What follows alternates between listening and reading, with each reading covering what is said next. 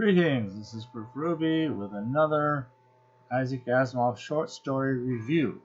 Well, High Fidelity magazine is probably hardly the place you would expect to find an Isaac Asimov, and as you can see, it does say Isaac Asimov on music and laser recording. Laser recording? Well, not exactly. Well, take a look at it here.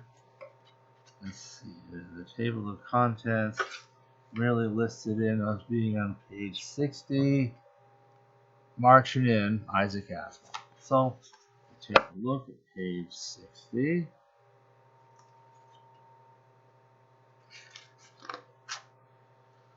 And here is our page. Now, got a little bit there. You seem to have a blurb. Okay. So I guess way back in here we have some sort of laser beam coming all the way across here on somebody's head. Okay, on their brain. And meanwhile, these other incomprehensible drawings, pieces of equipment. I'm not sure what those are meant to be. Anyway, some of the imagery is continued on the next pages, a little up in this corner here, part of it down here. But this is simply part portions of the same drawing as before. So, this story about lasers and music, and it's kind of interesting in a way. The lasers apparently in this case are being used as a method of in some way capturing, storing, conveying entire brainwave patterns. You see, there's a very interesting illustration in the course of this article that I think will explain that fairly well. Imagine you had a billion pianos on which are being played a billion different things, totally out of sync with each other, asynchronous, and so forth, and it's a long ways away, and all you hear is just this sort of vague noise. Well, this is all the little actions of each and every one of the little nerve cells, which is generating its own little frequencies, which are interfering with all these other frequencies of all the other nerve cells, and this is the problem with brain waves.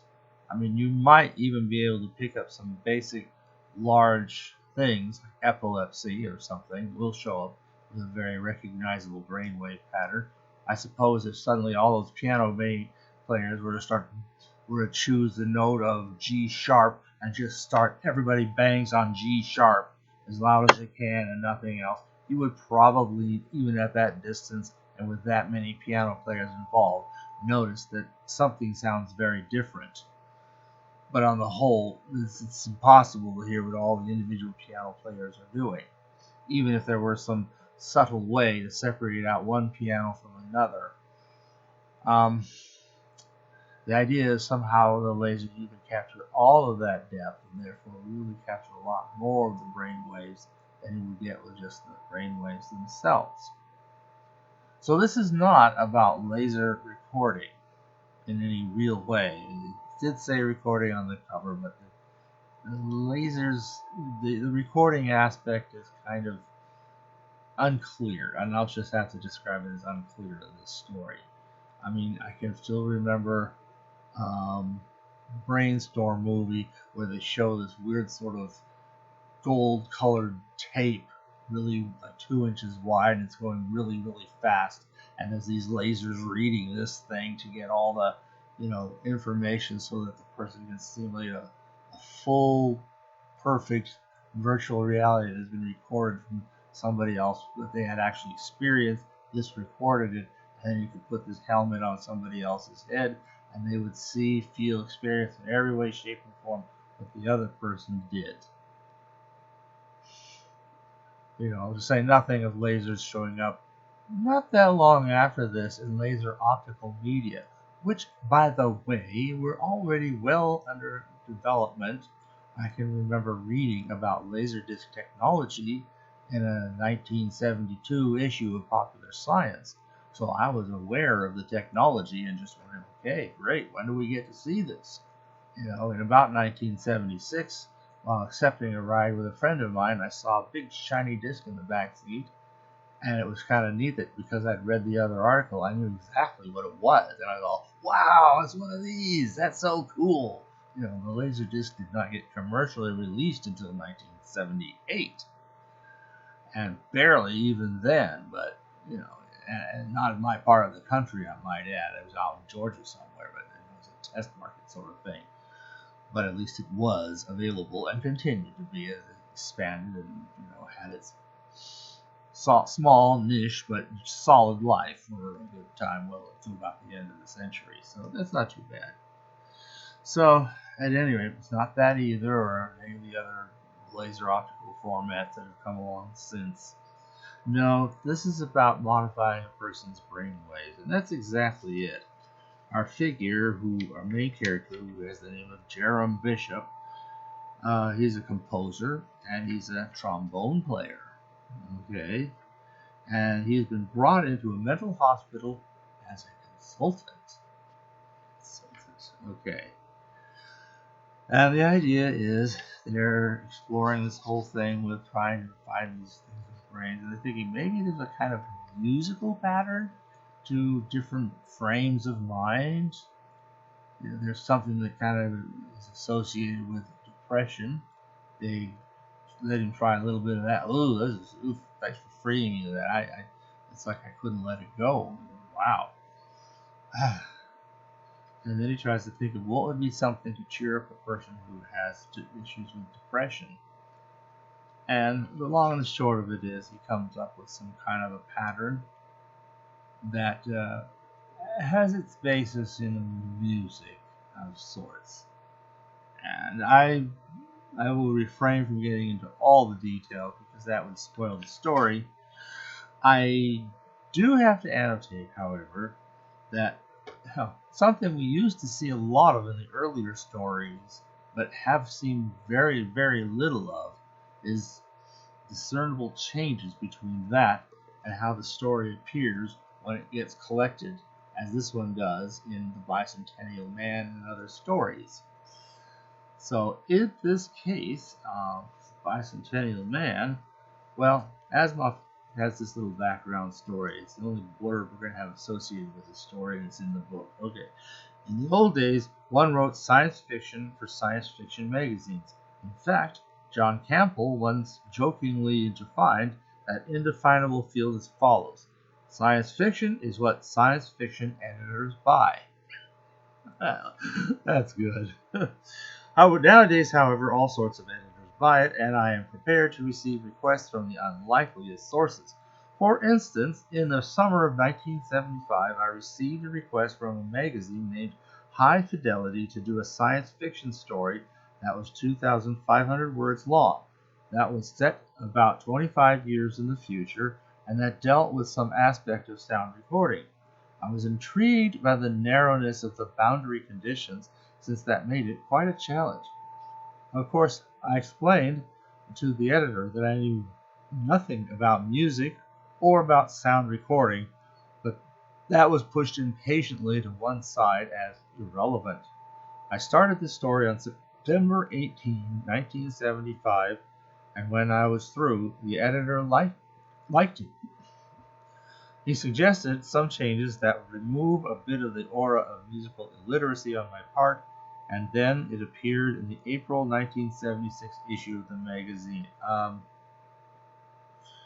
I should point out, maybe that's what he was told to expect it to be published in. I got the April magazine, and all it said is coming next month will be a story from Isaac Asimov. It's actually in the May 1976 issue. Oh well, learn and learn, huh? Learn and learn. So anyway, but there are differences in the text, which Most of them are fairly minor, a lot of punctuation things, some paragraph differences, and a couple sentence structure. I think I'm going to point at two differences, though, that particularly caught my eye. One is how the beginning paragraphs are rearranged. Okay. All right.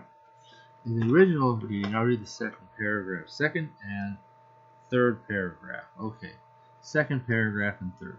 There had been times in that year, 2001, with the world in pretty terrible shape, but, they said, pulling out of it when he had suspected that he might be in a mental hospital someday as a patient who was safe. There's a concern. Okay. But it had never occurred to him that he might ever be there as a consultant on a question of mental aberration. A consultant. He rose as a middle-aged woman entered. Her hair was beginning to turn gray, and Bishop was thankfully conscious of his own hair still in full shock and evenly dark. That's a good place to be, hair-wise. Now, let's read these two paragraphs as they appear in the book. There had been times when he had suspected he might be in one mental hospital. The first paragraph mentions that. Be in one someday as a patient who was safe. Again, fair question. But it had never occurred to him that he might ever be there as a consultant on a question of mental aberration. Nothing about the year 2001. The next paragraph, the third, introduces 2001. He sat there in the year 2001 with the world in pretty terrible shape, but, they said, pulling out of it, and then rose as a middle-aged woman entered. Her hair was beginning to turn gray, and Bishop was thankfully conscious of his own hair, still in full shock and evenly dark. So, he's brought in, they're telling him all these things. He says, look, I don't know anything about these lasers. I don't really know much anything about psychology. I'm not trained in psychology. I mean, I'm a musician, okay? But they saw something that appealed to them, and they decided, so my stuff's been recorded by laser, but that doesn't mean I know how it works. It's the engineers who know the details. If you have the idea I'm a laser engineer, I'm not. So, at some point they say what attracted their attention. If I find that, I should say that.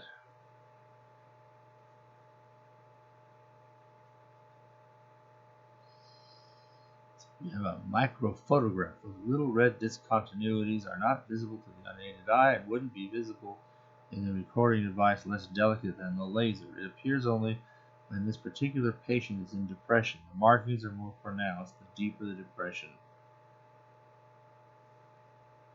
Well, maybe we won't find out on that. Well, let's move on here. He's trying to come up with some sort of a pattern that might help the person come out of the depression.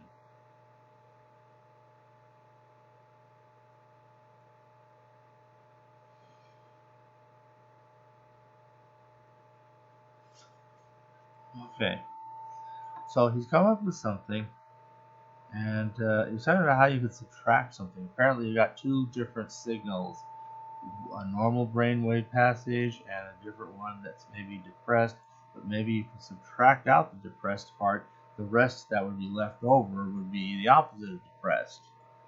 So, how did he do this? Did he use some sort of computer for this? That question is raised. Computer, and he says, no, computer wouldn't have helped. It would give me too much. You take one complicated laser wave pattern and subtract another complicated laser wave pattern, and you're left with what is still a pretty complicated laser wave pattern. No, I subtracted it in my mind to see what kind of beat, or rhythm, depending upon the original's rhythm that became beat, was left. That would be the normal beat, or pattern originally, that I would have to counteract. I would have to cancel out with a counterbeat. So you're seeing some changes here. Can you subtract in your... You mean you could actually hear the difference between those two almost identical patterns? Or just more simply, can you subtract in your head? I don't know. How did Beethoven hear the Ninth Symphony in his head before he wrote it down? The brain's a pretty good computer too, isn't it? Well, I guess it is. Do you have your counterbeat there? Now, coming to the original, it's kind of You mean you could actually hear the difference between those two almost identical patterns? No, but I could feel some sort of difference. But how can you subtract the difference in your head? Bishop looked impatient. I don't know. How did Bach, so it started with Bach, and later we got Beethoven. Okay. Bach figured out a complex fugue in his head. The brain's a pretty good computer too, isn't it? I guess it is, she subsided. Do you have the reinforcing rhythm here? Rhythm and then it becomes counterbeat. Okay. Now, I'm going to read the original next couple paragraphs. I think so. He handed her a small box. The final touches on this tape came from my synthesizer only this morning. The rhythm goes something like da da da da and so on. Dr. Cray looked startled. Beethoven's Fifth? Bishop laughed. Not quite, but I added a tune to it and it goes on. Now, this is totally changed here. I think so. I have it here on an ordinary tape recording because it doesn't need anything more. It goes something like this. Da da da da da da and so on. I added a tune to it, and you can put it through the earphones while she's watching the flickering light, so you see the flickering light from the laser, kind of, and you hear sort of a, it's not exactly white noise because it's actually the sound of these brain waves, and they're synchronized to each other, and between one and the other, they kind of reassuring each other, supporting each other. The message kind of gets through the person almost unconsciously. Okay, I think so. I have it here. Okay, and so on. I add a tune to it so you can put it through the earphones while she's watching the flickering light. It's matched to the normal brainwave pattern. If I'm right, it will reinforce the living daylight out of it. Are you sure? Well, if I were sure, you wouldn't have to try it, would you, Doc? So they decide to bring in the depression patient again, and you can hear it, and he finally explains it. It's actually a song. It's not Beethoven's Fifth at the end, either in the original or the final. Nor is it Bach's Fugue, just in case that seems another prospect. It's another song, and let's just say it's kind of an unexpected song for an Isaac Asimov, but maybe not too much. I mean, he may be Jewish, but he did when he did his guide to the Bible, he had another volume part of that devoted to the New Testament. I noticed he did not devote a third part to the Book of Mormon. I wonder why. And he did devote a part to the New Testament, as well as the first part to the Old Testament, or what Jews normally think of the Bible. So, those are the only hints I can throw out in that direction. But anyway, marching in. Oh well. That was that story by him, and it was kind of interesting to track his story down in such an unusual, really exceptional place. So, and the original is kind of something to look at in comparison to what's in the book, if you can track it down. Thanks for listening.